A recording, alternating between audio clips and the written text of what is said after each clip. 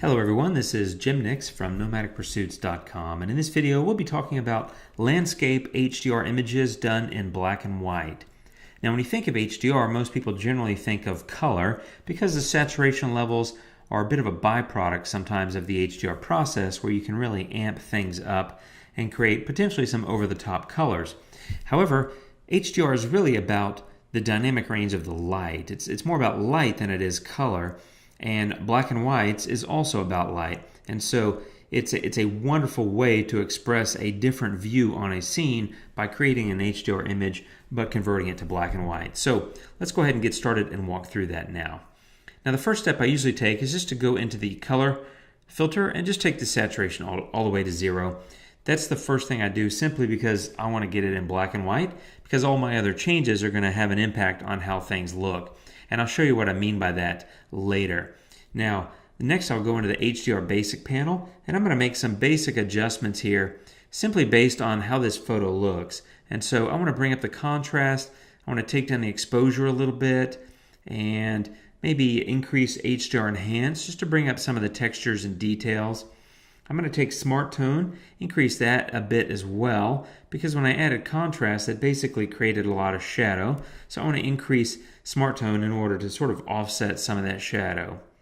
Now there's a lot of highlights here, and it's a little bit bright, so I want to take that down, and I'm slightly going to reduce the shadows there as well. And then lastly, take the whites down.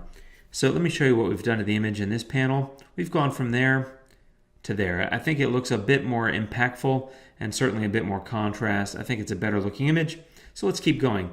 Next I'll go into HDR structure, and I want to bring that up a little bit here. Let's say around 30 or so.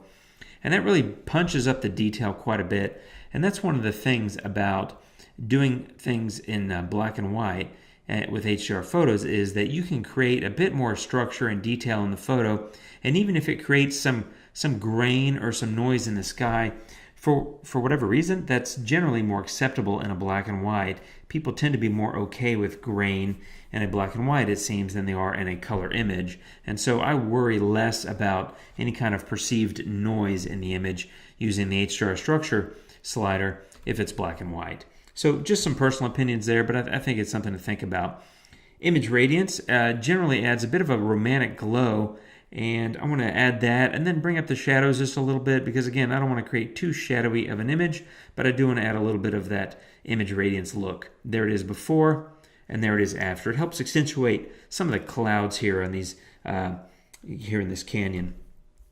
Now that's probably about what I would do to this photo. There's one other thing that I like, and that is to use the blue filter in the tone curve. Because there's a lot of highlights in this image, I may come in here and take the highlights and just go left with them a little bit.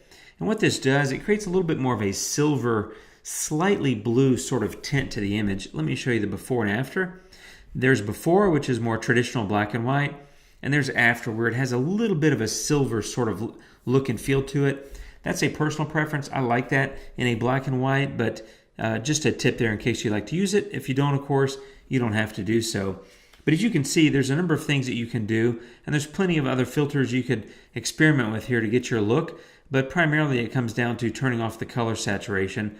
Now let me show you, if I turn color off, you can see how sort of really colorful that image is, and a lot of that comes from some of these other adjustments which, you know, are not color related at all. I did contrast and HDR enhance, I did structure and image radiance, but that's why I always go in and reduce the color to 0 first, because otherwise I'm going to end up with sort of a crazy looking image that I'm not going to like, and I'm not going to want to convert it to black and white. So I'd rather start with a pure black and white canvas and edit from there, as opposed to going through a bunch of other adjustments and then changing to black and white.